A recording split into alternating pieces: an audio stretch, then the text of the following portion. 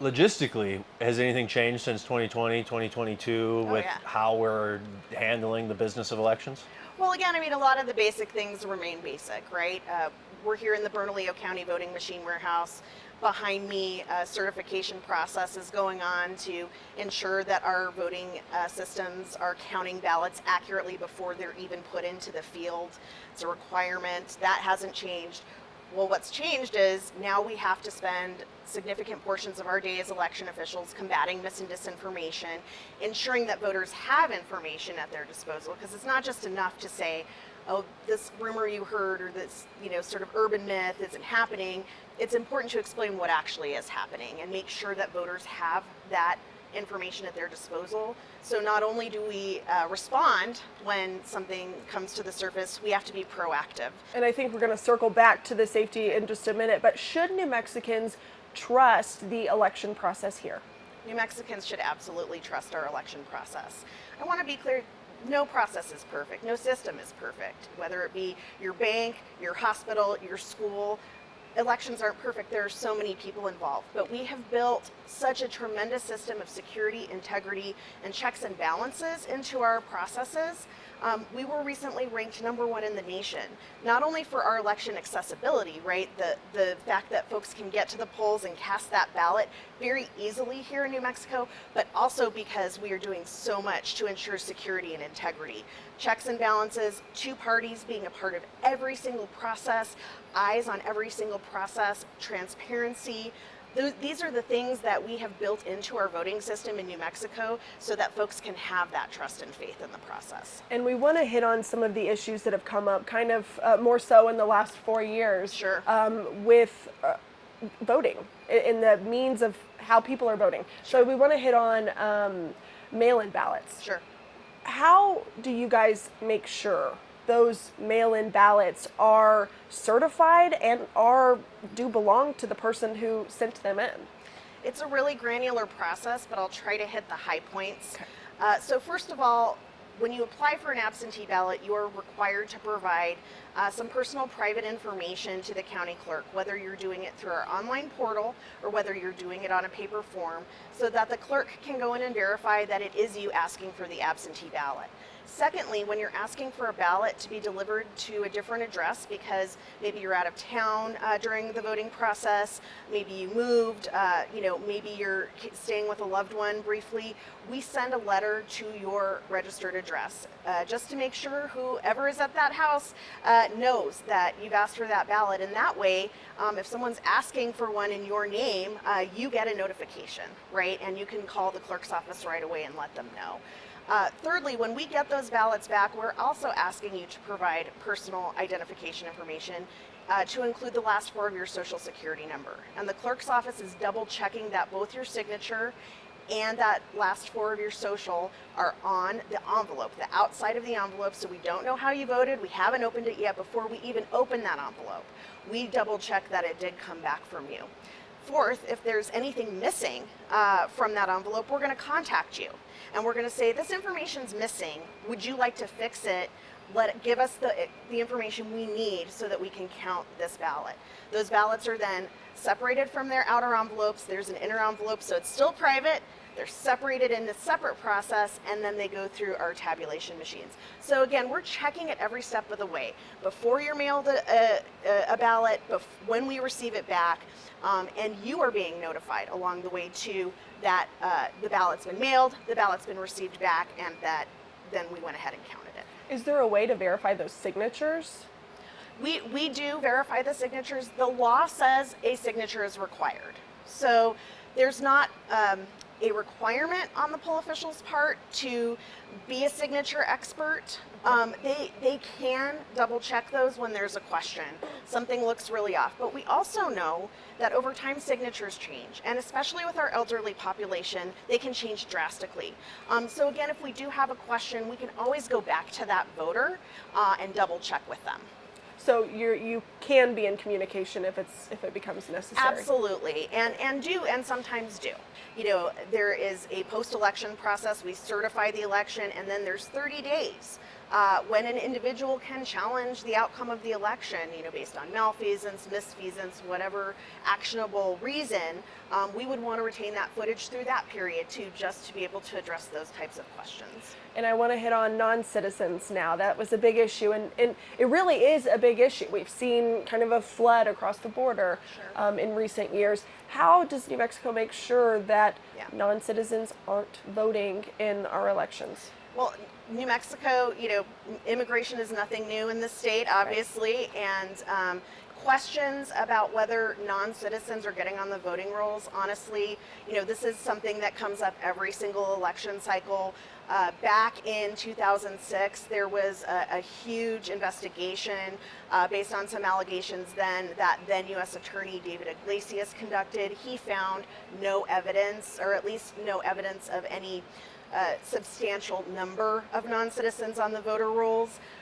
And so, we're seeing this again. It's silly season, it's election season. What I can tell you is that registering to vote is now a much more technological process than it used to be. You just put something on paper, maybe you could make up a social security number if you really wanted to try to fly something under the radar. Now, you either register, at your motor vehicle division, online. Yes, we still do take paper forms, but we're checking both your driver's license number and your social security number against the motor vehicle division database. Motor vehicle division knows, first of all, that yes, you definitely are a U.S. citizen because you use documents to get a real ID. That no, you definitely are not a U.S. citizen, but we're giving you a standard driver's license. And then there's an in-between group. And here's the answer. We're never going to process a voter registration for somebody that we don't know for sure is a U.S. citizen by utilizing that process. And so how do you make sure then, if there are questions, how do you make sure that all the required documentation is in order? And that's really the responsibility of the Motor Vehicle Division. They are federally certified to do that work, especially under the Real ID Act.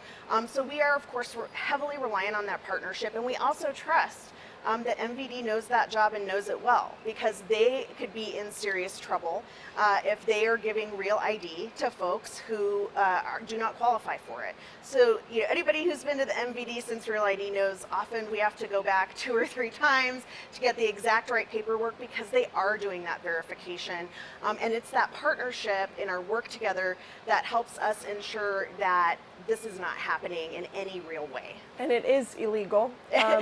Most importantly, it's illegal. And everyone, when they register to vote, has to check a box saying, I certify that I'm a U.S. citizen. So in addition to these other ways that we have, you are testifying under oath, under penalty of law, that you are a citizen. And it is a 4th-degree felony if you lie. And would the state pursue prosecution? Absolutely. We have a zero tolerance policy in my office regarding any sort of election fraud, whether it be registering when you're not supposed to register, whether it be voting if you're not supposed to be voting. And in fact, if you look at my record, when I was county clerk here in Bernalillo County for 10 years, I routinely referred people people were trying to test the system by registering their dog to vote. And when we found those folks, maybe they were just doing it for a laugh, maybe they were doing it to test the system, they still broke the law. And we're still going to send those folks, we're going to refer those folks to prosecution when it happens. How do you make sure, obviously, that someone who is deceased is not voting? So we have a number of ways that we're able to do that. First and foremost is we do get data from vital records on a monthly basis. That is entered into our statewide voter registration system. That data is sent directly to the county clerk for that county. They review it, make sure it's the same person, remove them from the rolls. We also get the Social Security Master Death List through our membership with an organization called the Electronic Registration Information Center. We get that data monthly, because this is sad to say, but when people pass away, they don't always do it in the state where they reside. Right. So this is especially helpful, if you've had a loved one have to go into Lubbock, for example, or down to Houston to get needed health treatment, and unfortunately they don't make it. We're able to still get that information from Social Security when it comes through their process. We can also do things like check obituaries. Oftentimes I hear people say, well, you say you do all this stuff to make sure there's no dead people on the rolls. Well, my mother-in-law has been dead for 20 years and we're still getting mail for her here. So what I say to that is, first of all, what's actually on the voter rolls and what voter list a campaign or somebody else has, we don't necessarily have control over that. Once information goes out into the world, it tends to stay out there, current or not. But secondly, sure, again, it's not a perfect process. We use every tool we have at our disposal, but we want to encourage those folks, get that copy of that death certificate to your county clerk so we can. Yeah, because we don't want anybody on the list that shouldn't be on the list. I want to jump back real quick. You said when you were county clerk, you caught some people and wanted them to be held accountable. Yes. Has that happened in your time as Secretary of State? I know the line is, Yeah. we haven't seen widespread fraud, Correct. but there's small instances of fraud. Absolutely. And here's the good news. The good news is it's very infrequent, and it's usually very minor, and it's usually we're talking about one individual, right? And so we haven't seen, in my 18 years of running elections, any instance in which this type of activity, nefarious activity or illegal activity, has affected the outcome of the election. That said, we do have that zero tolerance policy. If you are committing any kind of voting or election fraud, we are going to prosecute you to the fullest extent of the law. As Secretary of State, I think the biggest example I can provide is there was an individual up in the city of Espanola during a city election several years ago that basically engaged in absentee ballot fraud, had a number of ballots mailed to their home. I think her husband was running for the city council in Espanola at the time, and they were caught. Here's the reality. You know, I've been running elections for 18 years. This is the 5th presidential election that I've either run here in Bernalillo County or overseen at the state level. I understand people getting upset that their chosen candidate didn't win an election. I understand people having questions. I understand people looking deeply into our processes, getting information, trying to educate themselves so they can have confidence. But the reality is we're in a situation where we're trying to prove a negative at this point. Basically what we're being asked and told is prove that something didn't happen, right? Nobody can do that in anything in life. And so there's a time there's a time to ask those questions, and you can hold whatever beliefs you want. But there's also a time that for the sake of safety and our democracy and the thousands of volunteers around the country who help us run our elections and the candidates and the voters, that this type of really toxic political rhetoric needs to stop. And it needs to be toned way down so that we can get through this election safely. And then we'll see what the outcome is, and then we can kind of go from there. But really, the safety of everyone involved in this election needs to be paramount right now. I think perhaps one of the best ways for somebody who is skeptical of the process would be to get involved. And your doors are open, are they not? Yeah, this is what I say all the time. First of all, come on down to the Bernalillo County Warehouse right now. Come watch this process that's going on behind us, where the machines are being certified to ensure they're counting accurately before they're ever even being put into use for the voting process. Come after the election, watch the canvas of the election as all the votes are added up to make sure that everything, adds up correctly. Work at the polls. Serve as a poll official. We always need folks who are going to come help us run the elections, at the polling places all over the state. Serve your political party as a party challenger so you can be physically present and observe the election process in the polling place. Come after we've certified the election here again to the Bernalillo County Warehouse or wherever it's being done in your county. Watch the audit that we conduct mandatorily after every election to ensure that these voting machines counted those ballots accurately on election day, and watch the process that we go through to make sure of that. Or come and watch a recount process. There are so many ways to be physically present and observe the process of the election, and we don't want to discourage that. We want to encourage it, especially for those folks who have questions or are concerned about the process. But there are some discrepancies. Yeah, there are sometimes. Did you want me to elaborate on that? I was just gonna hit on, for example, 2020. When we look at the race for president, the numbers don't line up with the hand counts. The machine counts might be a little bit higher, nothing significant, but a little bit higher than the hand counts. What would generate that? So, try to put this in layman's terms. We do occasionally find a situation where a machine total is off from a hand count. It's usually very minimal, and in fact, it's required to be so minimal that if it goes above that margin, then we keep hand counting ballots, and we could potentially go all the way up to a full hand recount of a given race because we have concerns that the machines were that off. When they're minimal, sometimes it's that there was a stray mark on the ballot and that the machine either counted or didn't count a particular vote. Maybe the mark wasn't dark enough, right? But the human eye could detect it, or vice versa. These are, we see these kinds of things. They're onesie-twosies, and again, yeah, you're right. They're not 100% accurate, but as long as they're in that very, very small margin of error, where we have 99.999% confidence that the outcome of the election would not have changed based on mild or very infrequent imperfections in the process, we're going to feel confident in that election outcome. Also why we have paper ballots.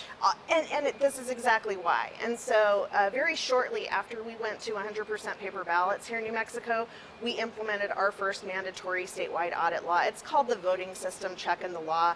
I refer to it as an audit because that's what it is. We're double checking to make sure those counts were accurate. At your company or at your school, in my office, we're audited every year. We think we're doing a pretty accurate job of keeping track of the numbers. Any audit is going to turn up some discrepancy, major or minor. As long as we're continuing to find only those very, very minor discrepancies that do not threaten to affect the outcome of a race, we're feeling confident in the outcome of that election. So what does that mean in terms of how many polling locations you're required to review during that audit? So the number of ballots or precinct ballots that we're going to look at in any given audit for any given race is going to be dependent on how close that race was. Because we know the possibility to affect the outcome of a very close race means you don't have to look at very many ballots because you might pick up that discrepancy pretty quickly. Whereas with a much wider margin, right, the ability to affect the outcome of a race, I take that back, strike that, reverse it. When you have a very close race, we could be looking for a needle in a haystack to try to find one or two votes that could affect the outcome. So we need to look at a much broader random segment of ballots. In a wide race, it could be anywhere. We could find it anywhere if it truly affected the outcome of the race to that significant of a degree. So we don't have to look at very many ballots. And we have a formula in law that basically tells us if the race is within this many points, you pick this many precincts randomly and you audit those.